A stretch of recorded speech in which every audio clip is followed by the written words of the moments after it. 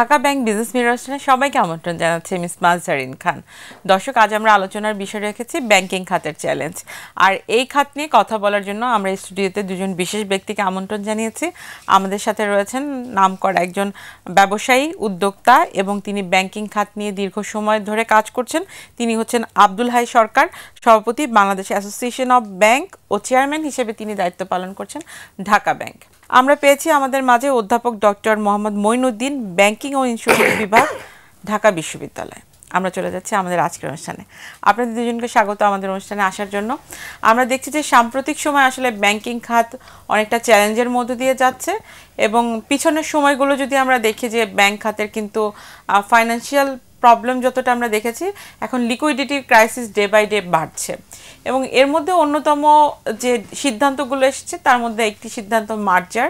আপনারা জানেন যে 5টি ব্যাংক একীভূত করে মার্জার সম্পন্ন করা হয়েছে এবং ইউনাইটেড ইসলামিক ব্যাংক নামে একটি ব্যাংক করা হয়েছে এই 5টি ব্যাংকের সমন্বয়ে।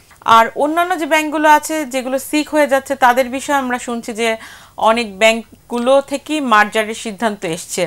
আমি একজন ব্যাংক খাতের বিশেষ উদ্যোক্তা বলবো আমি আপনাকে, যেহেতু আপনি এই খাতে উদ্যোক্তা হিসেবে কাজ করছেন, পাশাপাশি আপনি একটা ব্যাংকের চেয়ারম্যান হিসেবে দায়িত্ব পালন করছেন। একটু জানতে চাই যে আসলে এই যে এতগুলো ব্যাংক, সংখ্যা এত বাড়ছে, কিন্তু সারা বাংলাদেশের সবাই কিন্তু এখন পর্যন্ত ব্যাংকের গ্রাহক হতে পারেনি।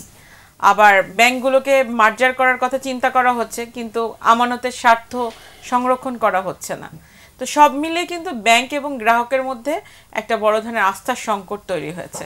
এই চ্যালেঞ্জগুলো মোকাবেলা করার জন্য ব্যাংক খাতকে আসলে আপনি কিভাবে দেখছেন? ব্যাংক খাতে এই সরকার চলে যাওয়ার পরে, মানে আর্টফাইল গভর্নমেন্ট যাওয়ার পরে একটা বিরাট ভ্যাকুয়াম সৃষ্টি হয়ে গেছে, যেখানে আমরা যে সমস্ত ব্যাংকগুলোকে পলিটিক্যাল কারণে দেওয়া হয়েছিল আর কি, পলিটিক্যাল কনসিডারেশনে, যেটা তৎকালীন ফাইন্যান্স মিনিস্টার সাহেব নিজেও বলেছিলেন যে এটা রাজনৈতিক এতে দেওয়া হয়েছে। রাজনৈতিক দৃষ্টিকোণ যদি ব্যাংক দেওয়া হয়, সেই ব্যাংকের ভবিষ্যৎ এমনি বোঝাই যায়, ইট ইজ এমপ্লয়েড দ্যাট যে আর ভবিষ্যৎ ব্লেক, একটা ব্লেক ফিউচার। সেটা প্রমাণিত হয়ে গেছে যখন সরকার এখান থেকে চলে গেলেন আর কি। তো এখানে তো এখন ব্যাংকগুলোকে আমি গভর্নরের সাথে বিভিন্ন মিটিংয়ে বলছি যে 3টা ক্যাটাগরিতে রাখ নেওয়া হচ্ছে। এটা একটা হচ্ছে যেটা ব্যাংক অলরেডি রানিং অন ট্র্যাকের উপরে ঠিক মতোই আছে, মানে ইয়েতে ঠিক আছে, তার ফাউন্ডেশন ঠিক আছে, এরকম তার 15টা ব্যাংক হবে। ওই ব্যাংকে আমি টাচ না করি এই মুহূর্তে। আমার শুরু করবার নিশ্চয় যেখানে ব্যাংকে ডুবে যাচ্ছে, যেগুলো যেমন 5টা মার্জিন করে ফেললো। মার্জিন সম্বন্ধে কিন্তু অনেক সমালোচনা আছে, এই সম্বন্ধে কোনটা নেওয়া হয়েছে কোনটা নেওয়া হয় নাই সেটাও কিন্তু কথাবার্তা হচ্ছে আর কি। কাজে কিছু কিছু যেমন ওই কী বলো ওটাকে, এই ডিসস্যাটিসফ্যাকশন যারা ব্যাংকগুলো তাদের নেওয়া হয়েছে যেটা, সেগুলো কিন্তু আস্তে আস্তে কিন্তু এগুলো প্রভাব করতেছে। এটা ভবিষ্যৎ কোনো একটা দেখা যায় যে বাস্ট করতে পারে, বলা মুশকিল না। তো গভর্নর সাহেব যে তার কনফিডেন্স, উনি বলছেন যে 5টা ব্যাংক হবে সবচেয়ে strongest bank in Bangladesh. Strong এর সময় যখনই ওখানে ডিপোজিটর, বড়োয়ার এবং শেয়ার হোল্ডার যারা টাকা ইনভেস্ট করবে ওখানে, ওইটা কিন্তু একটা ব্যাংক যেভাবে স্ট্রং হয়, কিন্তু ব্যাংক তো স্ট্রং কাপু উঠতে ম্যানেজমেন্ট দিয়ে স্ট্রং করা যায় না কোনো দিন।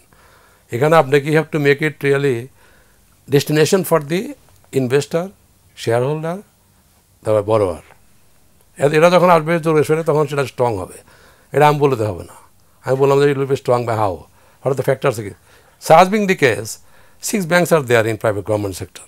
সেগুলো কিন্তু কী অবস্থা সেগুলোর, অন অ্যান এভারেজ তাদের মানে ব্যাড লোন ইজ আউট 40%, আর জন্য ব্যাংক তো ইট ওয়াজ 86%। তো ওই ব্যাংকগুলোকে আমরা ঠিক না করতে পারি না আজকে পর্যন্ত। আবার 5টাকে মার্জিন করা, সেটাকে আবার স্ট্রং হিসেবে ডিক্লেয়ার দিচ্ছে, আমি বলতেছি আমি সেটা কতটুকু সাকসেসফুল হবে, কতটুকু কৃতকার্য হবে, এটা বলা খুব কিন্তু মুশকিল। কাজেই এই সম্বন্ধ বিষয়গুলোকে আপনি খুব চিন্তা ভাবনা করে বলা উচিত। তো আমি ওনার সাথে বিভিন্ন পর্যায়ে, গভর্নরের সাথে আলাপ করছি অনেক পর্যায়ে, বিং চেয়ারম্যান অফ বিএবি। তো ওনাকে আমি বললাম যে 3টা ক্যাটাগরি করেন। যা ফার্স্ট ক্যাটাগরি থাকবে যারা already running without any support from Bangladesh bank, যাদের কোনো ফাইন্যান্সিয়াল সাপোর্ট দরকার হয়নি জন্মের পর, মানে ফ্রম দি ভেরি ইনসেপশন। আর যাদের কোনো সাপোর্ট দরকার হয় নাই, আমরা যেভাবে গাইডলাইন দিই ওই গাইডলাইনে অপারেট করতেছি। তার মধ্যে হয়তো আগুন নিয়ে খেলা করলে অনেক সময় দেখা যায় যে হাত পুড়ে যায় অনেক সময়। তো আমরা যদি you really advance loan for instance 30,000 কোটি টাকা, তার মধ্যে 4-5% একটাই হইতেই পারে, ডিফল্ট হতে পারে। তারপরে আবার দ্যাট 4% হয়তো আপনি এবার 70 to 80% রিকভারেবল, তখন কিছু ব্যাড লোন হতে পারে। কাজে ওইটা তো সবসময় কনসিডারেশন নেওয়া উচিত না, যে তোমার একটা ব্যাড লোন কেন, ব্যাড থেকে থাকবেই। মানে একটা মানুষেরই আছে না, একটা মানুষ সুন্দরিতার মধ্যে অনেক ল্যাকিং থাকে তো অনেক কিছুতে। তো এরকম ব্যবসা বাণিজ্যের ব্যাপারে তো একই রকম, সব কিছু একবারে টোটো হবে তা তো হবে না। ওনাকে বললাম যে আপনি আইন যদি করেন তো 3 রকম করে করেন, যারা লিম্পিং ওদের they regard or support from you, আর যারা শেষ হয়ে গেছে একবারে they are already robbed up by the fugitives, যারা পালা চলে গেছে এখান থেকে, হাজার কোটি টাকা নিয়ে চলে গেছে, এগুলো তো আমি ফিরে আনতে পারবো না টাকাগুলো। ওই আমরা আলাপ করতে পারি, কিন্তু একটা দেশের সিস্টেম থেকে ফিরে আনা একটা দেশে আনা কঠিন ব্যাপার। কেন যখন ব্যাংকে টাকাটা আমার জমা নিচ্ছে বিদেশে বললাম আমি, তখন কিন্তু ওই bank accepted my deposit and their duty is to ensure my deposit remains safe and sound. No intruder can come in and take out the money from there.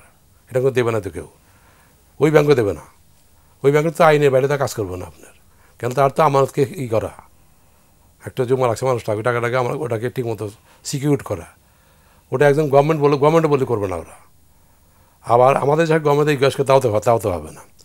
কাজে এই সমস্ত আসার টাকা আনা হয়তো কিছু অংশ পারতে পারে ইন্টারপোল বা বিভিন্ন দেওয়া, কিন্তু আনা খুব কঠিন ব্যাপার কিন্তু এগুলো। তো যাই হোক, ওই যেহেতু 3 টাকাটা এগুলো যে কাটাগুলো একবার ড্যামেজ হয়ে গেছে, ওগুলোকে সার্ভিস করা সম্ভব না, ওগুলোকে মার্জিন করে ফেলেন। আর যেগুলো লিম করতেছে ওইগুলোকে আপনার সাপোর্ট দেন, how to salvage those limping bank on track. আর যেটা করতে ওখানে আমি হাতে দিন না, এখন ওখানে আমি why are you going to induct independent director then, why? It's a private bank, you have allowed banking operation private sector. The private sector will do the run their job their way. উনি কিন্তু উল্টাপাল্টা করলে সেটা ধরবেন, যে আপনার guideline break করলো, যে আপনার ডাইরেক্টিভ ব্রেক করলো, যে আপনার টার্মস ব্রেক করলো, cash all of those people. আপনি ওখানে কেন ডাইরেক্টর ঢুকবেন, ইন্ডিপেন্ডেন্ট ডাইরেক্টর? আপনি ওখানে কেন যেটা চলতেছে ইয়েতে ট্র্যাকে আছে তারা চালাচ্ছে, ওখানে আপনাকে ডাইরেক্টর ঢুকাবেন। আপনি যে লিম্প করতে ওখানে ঢুকান, দোজ আর লিম্পিং।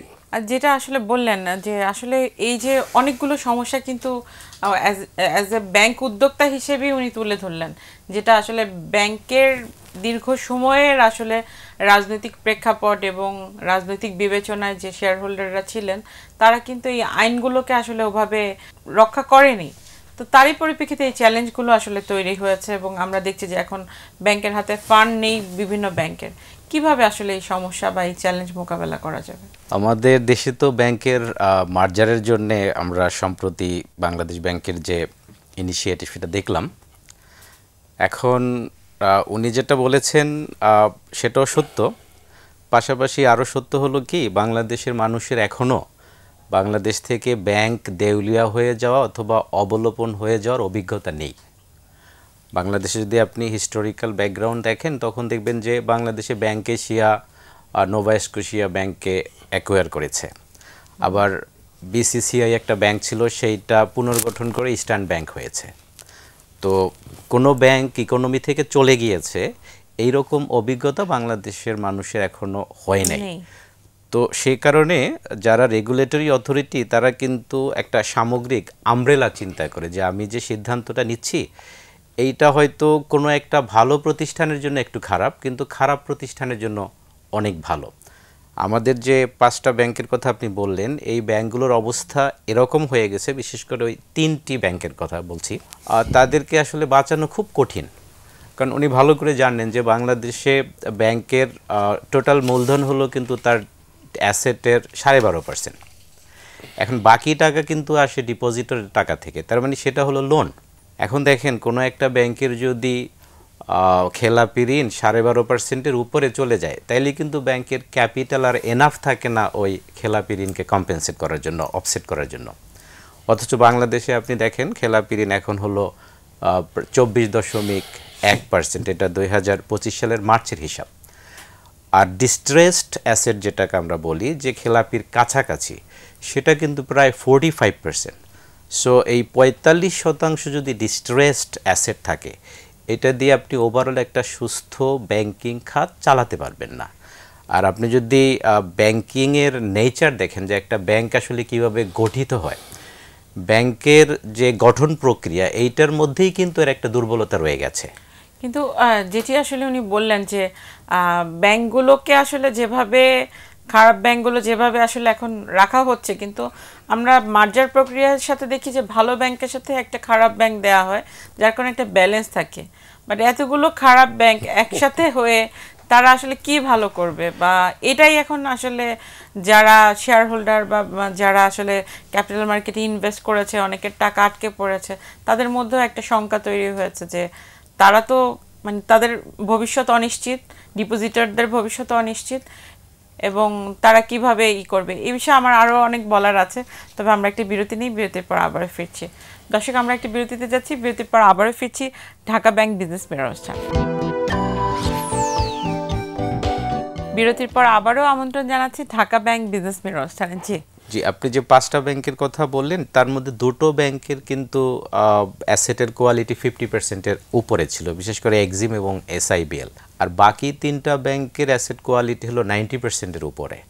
তার মানে এই 5টাকে একভাবে নিয়ে এই মার্জার প্রক্রিয়াটা আমার কাছে মনে হয় যে ঠিক হয়নি। যেটা করা যেত ওই ভালো যে 2টা তুলনামূলকভাবে ভালো সেই দুটোকে হয়তো আপনি মার্জ করতে পারতেন।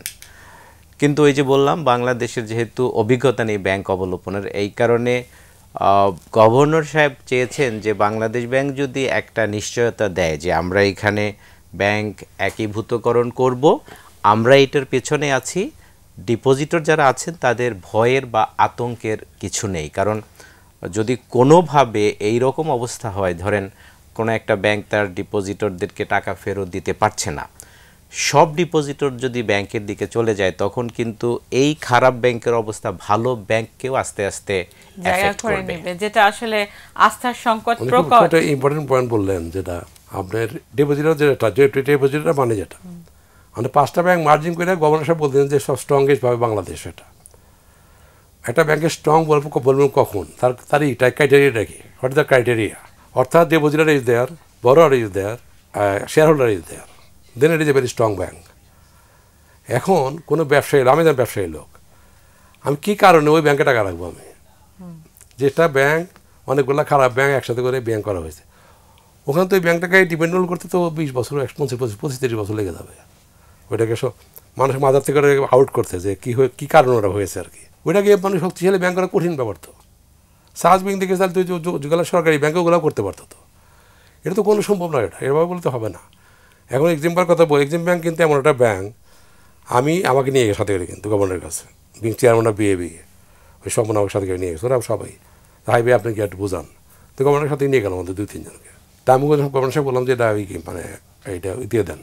উনি আমাকে বললো সরকার সব সিদ্ধান্ত হয়ে গেছে, তাহলে আর লাভ কিছু না, ফাইনালি হোয়াট এভার যেটা হওয়ার কথা সেটাই হয়ে গেল আর কি। এটাই আমরা জানতে চাই যে এই সিদ্ধান্তগুলো নেওয়ার আগে কি আপনাদের সাথে বাংলাদেশ ব্যাংক বসে আলোচনা করে সিদ্ধান্তগুলো আলোচনা করে বললাম কি, আলোচনাতে কাজ হয় তো, বললো তো যে সিদ্ধান্ত হয়ে গেছে। তার মানে সিদ্ধান্তগুলো তো আগে থেকেই নেওয়া। এখানে না, এখানে হচ্ছে বাংলাদেশের বড় সমস্যা হচ্ছে imposition culture, not only banking sector, এটা টেক্সটাইলে যান, ইঞ্জিনিয়ারিংয়ে যান, ওই ব্যুরোক্রেটরা যারা বসে আছে তারা ওখান থেকে পলিসি চাপা দেয় আমাদের উপরে। We are bound to comply and execute those policy, সেটা আমি পারি আর না পারি, যার জন্য এই সমস্যাগুলো সৃষ্টি হয়। কিন্তু if stakeholder properly take into account before formulating a policy, তাহলে কিন্তু ভালো পলিসি হয়ে গেল, ওই পলিসিগুলো কিন্তু এক্সিকিউশনটা ভালো হয় সবচেয়ে। কিন্তু এই কথা কেউ শোনে না। তো একটু কি বলবেন যে আসলে এই যে যারা ব্যাংকের অর্থলগ্নি করে তারা ব্যাংকগুলোকে সামনের দিকে নিয়ে যাচ্ছে, এবং গত কয়েক বছর আমরা দেখেছি যে রাজনৈতিক বিবেচনায় যেটা হয়ে গেছে, এখন তো শ্বেতপত্রের পাওয়ার পরে যারা এই সংস্কার কমিটির সাথে ছিলেন এবং যারা ব্যাংকগুলোর সাথে আছেন, ওনারা যারা, উনি প্রেসিডেন্ট হিসেবে আছেন বা ওনাদের কমিটি যারা আছেন, এই সিদ্ধান্তগুলো নেওয়ার আগে তো ওনাদের সাথে আলোচনার একটা বড় সুযোগ থেকে যায়, এবং ওনারা বলতে পারবেন যে আসলে কোন কোন জায়গায় ওনারা সাপোর্ট পেলে ব্যাংকগুলোকে সামনের দিকে আরো ভালোভাবে এগিয়ে নিয়ে যেতে পারবে। যেটা উনি বললেন যে এই জায়গাগুলো ওনাদেরকে দেওয়া হচ্ছে না। টাইমে একটা এক্সাম্পল দেব। এক্সাম্পলটা হচ্ছে আপনার, যখন আমি BAB চেয়ারম্যান হয়ে গেলাম, তখন তো ডিউটি যে গভর্নর কাছে নিয়ে যাওয়া সবাইকে, যারা মেম্বার ব্যাংক যেগুলো, তো সবাইকে নিয়ে আমি একটা অ্যাপয়েন্টমেন্ট চেক করলাম গভর্নর সাহেবের। তখন আগে বিগিনিংয়ে কিন্তু উনি জয়েন করছে বোধহয় মাত্র তখন 1-1.5 মাস হয়েছে ওইরকম। তখন নিয়ে গেলাম সব প্রায় 25টা ব্যাংকের চেয়ারম্যান। তো আমাদের আলাপ শেষ পর্যায়ে এসে ওই তখন গভর্নমেন্ট চিন্তা করছিল to form a task force. তো টাস্ক ফোর্সের মেম্বার কারা হবে ওইটা তখন কিন্তু এটাই চলতেছে, কিন্তু এটার আলোচনা চলতেছিল। কিন্তু তখন আমাদের যে একজন ডাইরেক্টর ছিল ওই পূবালী ব্যাংকের চেয়ারম্যান, উনি বললো যে স্যার টাস্ক ফোর্স করেন, কিন্তু আমাদের চেয়ারম্যান সবকে ফোর্সে রাখবেন, কমিটিতে রাখবেন। মানে as being chairman of BAB, I was supposed to be in the task force as proposed by the chairman সাহেব উনি বললেন আর কি, আর সব চেয়ারম্যান বলে যে হ্যাঁ, তা আমাদের চেয়ারম্যান সাহেবকে আমরা ট্রান্সফার একজন মেম্বার রাখেন আর কি, তাহলে সুবিধা হবে। আই এম লেফট আউট, ওখানে নেওয়া হয়েছে অন্য লোক। অর্থাৎ আমরা যে এত বড় একটা মানে segment of the banking sector, সেই সেগমেন্ট পুরো অ্যাভয়েড করে দিল আর কি। জি জি, বাংলাদেশের এই উনি যে বললেন যে ইম্পোজিশন সমস্যা, সেটা আমি একটা প্রোগ্রামে বলেছিলাম। ধরেন ভুরুঙ্গামারির একজন কৃষকের কি লোন এবং কতটুকু লোন দরকার, সেইটা যদি ঢাকা শহরের ব্র্যাক ইনে বসে আপনি সিদ্ধান্ত নেন, তাহলে ডিমান্ড এবং সাপ্লাইয়ের মধ্যে মিসম্যাচ থাকবে। এটা বড় গ্যাপ তৈরি হবে। হ্যাঁ, কারণ আপনি সিদ্ধান্ত নেবেন যারা এই ব্যাংকিং সেক্টর পরিচালনার সাথে জড়িত তাদের সাথে কথা বলে, এবং তারা যদি আসলে আবার ব্যাংকিং খাতকে ঠিকমতো না চালাতে চায়, তখন তো আপনার রেগুলেটরি পাওয়ার আছেই, আপনি তখন তাদেরকে পেনাল্টি দিতে পারবেন, তাদেরকে পানিশমেন্ট দিতে পারবেন। সো আপনি যদি এই সমস্ত স্টেক হোল্ডারদেরকে আমার সিদ্ধান্তের প্রশ্ন মধ্যে হচ্ছে না যে আসেন, যারা ব্যাংক চালাচ্ছে তাদের একটা তো অগ্রাধিকার থেকেই থাকে যে সিদ্ধান্তগুলো আসবে তাদের সাথে আলোচনা করে এই সিদ্ধান্তগুলো নেওয়া হবে। কিন্তু এখন তো যে সময়, সেখানে তো আসলে সংস্কারের সময়, এবং ওনারা তো সেটি বলতেই পারে যে এই আলোচনাগুলো যাতে ওনারা ব্যাংক স্মুথলি রান করতে গেলে এই সুবিধাগুলো ওনারা চায়। তো সেই জায়গায় আসলে এই যে গ্যাপ, এই চ্যালেঞ্জগুলো ওনারা কীভাবে মোকাবেলা করবেন যেখানে সিদ্ধান্তগুলো ওনাদের উপর এক্সপোজ করে দেওয়া হচ্ছে? এই সিদ্ধান্তগুলো ইম্পোজ করে দেওয়ার পরে বাংলাদেশ ব্যাংক যদি তাদেরকে গাইডলাইন দিয়ে দেয় যে এইভাবে আপনারা ব্যাংক চালান, তাহলে হয়তো সাময়িকভাবে আমাদের যে ব্যাংকিং সেক্টরের অস্থিরতা সেটা কমে যাবে। কিন্তু দীর্ঘমেয়াদে এই রকম সিদ্ধান্ত দেওয়ার কিছু সমস্যা আছে। বাংলাদেশে এই 5টা ব্যাংকের মধ্যে একটা ব্যাংকের খেলাপি ঋণ আছে 97%। আপনি এখন বলেন ভবিষ্যতে কোনো ব্যাংক কি ভাববে যে আমার যদি 100% যদি খেলাপি ঋণ হয়, আমি ন্যাচারালি এই ইকোনমি থেকেও উঠে যাব অথবা আমার ব্যাংকটা অবলোপন হয়ে যাবে? এই ভাবনা কখনোই আসবে না, কারণ ভবিষ্যতে সবাই মনে করবে আমরা যতই খারাপ ব্যাংক পরিচালনা করি আমাদেরকে সরকার উদ্ধার করবে। সরকারকে স্ট্রং মেসেজ দেওয়া উচিত যে হ্যাঁ, this is the last time, এরপরে তোমাদের নিজের ফুটিংয়ের উপরে দাঁড়াতে হবে, এবং তোমার ব্যাংক যদি খারাপ হয় এর সাথে যারা পরিচালনায় এবং অন্যান্যভাবে জড়িত আছে তাদের সবাইকে অ্যাকাউন্টেবলের আওতায় নিয়ে আসতে হবে। উনি বললেন যে হ্যাঁ, আমাদের ব্যাংক যেভাবে চলছে ফাইন, কিন্তু যদি দেখা যায় ভিতরে ডিরেক্টরদের কোনো এমবেজলমেন্ট অথবা তাদের কোনো রং সিদ্ধান্ত, উইলফুলি রং সিদ্ধান্তের কারণে ব্যাংকের অবস্থা খারাপ হয়ে গেছে, তাহলে তাদেরকে আপনি অ্যাকাউন্টেবল করবেন, শাস্তির আওতায় আনবেন, তখন ওনার যে ক্লেম সেটা কিন্তু খুব ভ্যালিড হয়ে যাবে। আরেকটা বিষয় তো আপনাদের যে কমিটি, আপনাদের যে ব্যাংকার্স অ্যাসোসিয়েশনের যে কমিটি, এখানেও তো আপনারা অনেকগুলো বিষয় দেখেন যেখানে আসলে ব্যাংকগুলো স্বার্থ সংরক্ষণের সাথে জড়িত। গভর্নর সাহেব এই দুইটা অ্যাসোসিয়েশন আছে। একটা হচ্ছে ব্যাংকার্স ক্লাব, যেটা ব্যাংকার্স অ্যাসোসিয়েশন অফ ব্যাংকার্স, যারা এমডি যারা, ওইটা কিন্তু একটা আলাদা অ্যাসোসিয়েশন। আপনার চেয়ারম্যান যেটা বা যে ব্যাংকের মালিক যারা, মালিক পক্ষ যারা, তারা একটা বিএবি, বাংলাদেশ অ্যাসোসিয়েশন অফ ব্যাংকস। তো আগে এর ভিতরে একটা ডিপ থাকতো সময়, আগের গভর্নমেন্টের সময় ওই এমডিরা আর চেয়ারম্যান মিল থাকতো না। কিন্তু আমি first thing I did is I have developed some sort of interaction with the managing director. But at the end of the day, they are the one to execute the policy. কাজে ওর সাথে আমরা যদি gap সৃষ্টি করে রাখি, তাহলে policy ইমপ্লিমেন্টটা ভালো হবে না। There can the mistake, Bangladesh bank mistake আমি বলবো না, gap Bangladesh bank is create, Bangladesh bank is creating. আমি গভর্নর সাহেবকে বললাম যে আপনি প্রতি সপ্তাহে 15 দিন পর এদের ডাকেন, ব্যাংকের সব এমডিদের কথা বলেন যাতে কি how to run the show, this and that. কিন্তু আমরা যারা বোর্ডে পলিসি মেকারে বসি, আপনি আজকে বলতে 3 মাস 4 মাস মধ্যে একবার আমাকে ডাকেন নাই। In order to meet you, I have to always telephone you or send a letter that I want to bring a delegation to interact ideas between yourself and policy makers যারা বসে আছে। উনি আমাকে বললো যে ওনারা ডাইরেক্টলি ইনভলভ আছে তো ব্যাংকে, যে ওনাদের সাজেশন আমার দরকার হয়ে যায়, মানে আমার সাথে দরকার নাই। এই যে সমস্যা একটা হয়ে গেল। কিন্তু আমি তো 30 বছর আগে ব্যাংকের বোর্ডে বসি, একটা এমডি আমার বেশি কেমন জানবে। আমরা অনুষ্ঠান শেষ করব। আসলে আমরা তো দেখছি যে আগামীতে নির্বাচনের আগে নির্বাচনী ইস্তেহারে সব খাতেরই আসলে বিষয়গুলো আসবে, কিন্তু আর্থিক খাতকে যদি আমরা মানে আরও স্ট্রংভাবে রাখতে চাই, ব্যাংক খাতকে আসলে আমাদেরকে আরও স্ট্রং, ট্রান্সপারেন্ট এবং যারা এই আমানতকারী আছে তাদের স্বচ্ছতা এবং জবাবদিহিতা নিশ্চিত করতে হবে। কারণ তাদের ব্যাংকের সাথে কিন্তু ট্রাস্টের একটা ইস্যু থাকে, সেই ট্রাস্টের ইস্যুটা না থাকলে কিন্তু আসলে আমানতকারীরা আসলে ব্যাংকের প্রতি আগ্রহ আস্তে আস্তে হারাবে। তো এই জায়গায় আসলে সরকারের কাছে আপনার কি বলার আছে? যারা না, আপনার এটা সিস্টেমেটিক ওয়ে তাদের করতে হবে সব জিনিসগুলোকে। আপনি যখনই পলিসিগুলোকে সুন্দরভাবে অল ফ্যাক্টরসগুলো, উইকনেসেসগুলো কী আছে, স্ট্রং সাইড কী আছে, এগুলোকে সুন্দর করে মিল করে যদি করেন, পলিসি করেন, তাহলে ব্যাংক সেক্টরে তো definitely development will be there. আর আপনার ব্যাংকের দুর্বল মেইন কারণ কিন্তু first generation, second generation, third generation, all banks have been doing good. সমস্যাটা ছিল যখন নতুন করে ব্যাংক দেওয়া শুরু করলো, যখনই লেফট অ্যান্ড রাইট পারমিশন দেওয়া শুরু করলো, তখন সমস্যার সৃষ্টি হয়ে গেল তখন। এবং ওই লেফট হ্যান্ড রাইটে এটা এসে অর্থাৎ কালো ছায়া যেটা, সেটা এসে আমাদের করতেছে এখন। ঢাকা ব্যাংক ফর ইনস্ট্যান্স 1995 প্রথমে শুরু হইলো, আমি তো চেয়ারম্যান তখন। আজকের থেকে আজকে আপনার 2025, do we never ever requested Bangladesh bank to help us with finance to for our survival? No, একবারও না। আর একটা ডিপোজিটার, একটা বড়োয়ার, একটা কাস্টমার, একটা শিবির বলতে পারবো না যে আমরা কাকে টাকা ফেরত দিয়ে নিয়ে বা কালকে টাকা নিয়ে যাবো, এরকম রেকর্ড নেই আমাদের। জি, আমার কথা হলো যে হাই ভাইয়ের মতো যদি সব চেয়ারম্যান হতো ব্যাংকের, বেসরকারি ব্যাংকের, তাইলে আমরা আসলে সংস্কার নিয়ে আর কোনো কথা বলতাম না। কিন্তু সমস্যাটা হলো আমাদের অনেক চেয়ারম্যান আছেন যারা ব্যাংকে মনে করেন যে টাকা লুট করার একটা জায়গা। কারণ ব্যাংক সম্পর্কে ছোট একটা গল্প আছে যে একদল ডাকাত, তারা বাড়ি বাড়ি গিয়ে ডাকাতি করতো। তো দেখলো যে এটা একটা কঠিন কাজ। পরবর্তীতে তারা সবাই মিলে একটা ব্যাংক তৈরি করে ফেললো এবং সেখানে জনগণ টাকা দেওয়া শুরু করলো এবং তারা ব্যাংকে বসে ডাকাতিটা শুরু করলো। তো এইরকম যদি হয় তাহলে কিন্তু ব্যাংক ভালোভাবে চলে না। সো বাংলাদেশে ব্যাংকের জন্য এখানে কিন্তু আপনার ডিফারেন্স। হ্যাঁ, ওই 15টা কিন্তু ঠিক আছে। হ্যাঁ হ্যাঁ, আমরা ওই যেগুলো লিম্পিং করতেছেন এইগুলো তো যেটা বলতেছেন তার জন্য প্রযোজ্য, এটা আমার জন্য কিন্তু প্রযোজ্য না। কিন্তু জি, আমার এক কথায় সাজেশন জেনারেলাইজ করা হতো, সমস্যা তো এখানে। আমার এক কথায় সাজেশন হলো কি, আমি একটু বিজনেস পলিটিক্স নেক্সাসটা 2-3 সেন্টেন্সে বলি। সেটা হলো 1973 সাল থেকে 2024 সাল পর্যন্ত যতগুলো নির্বাচন হয়েছে, সেই নির্বাচনে এমপি যারা বিজনেস থেকে সরাসরি এসেছেন তারা কিন্তু 50%-এর উপরে। তার মানে তারা সংসদে বসে ব্যাংকাররা কোনো অন্যায় করবে সেইটার এগেনস্টে স্ট্রং আইন করবে, এটা আমি কখনো বিশ্বাস করি না।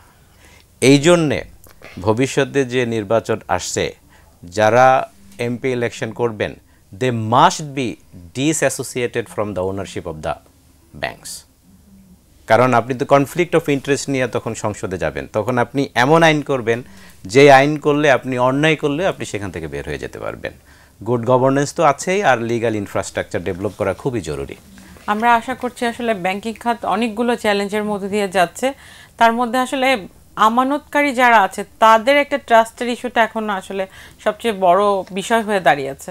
তা আমরা আশা করছি যে ইলেকশনের মাধ্যমে যে সংস্কার কমিটি যে সুপারিশগুলো দিয়ে গেছে, তারা সেই নির্বাচনী ইস্তেহারের মাধ্যমে বাংলাদেশ ব্যাংকের মাধ্যমে সেগুলো কাজ করবে এবং ব্যাংক খাতের সম্ভাবনা আরও সামনের দিকে বাড়বে। আপনাদের দুজনকে অসংখ্য ধন্যবাদ আমাদেরকে সময় দেওয়ার জন্য। আপনাকে ধন্যবাদ। দর্শক, এই ছিল আজকের মতো ঢাকা ব্যাংক বিজনেস মিরর অনুষ্ঠান। দেখা হবে আগামী সপ্তাহে। সেই পর্যন্ত সবাই ভালো থাকুন, সুস্থ থাকুন, নিরাপদে থাকুন।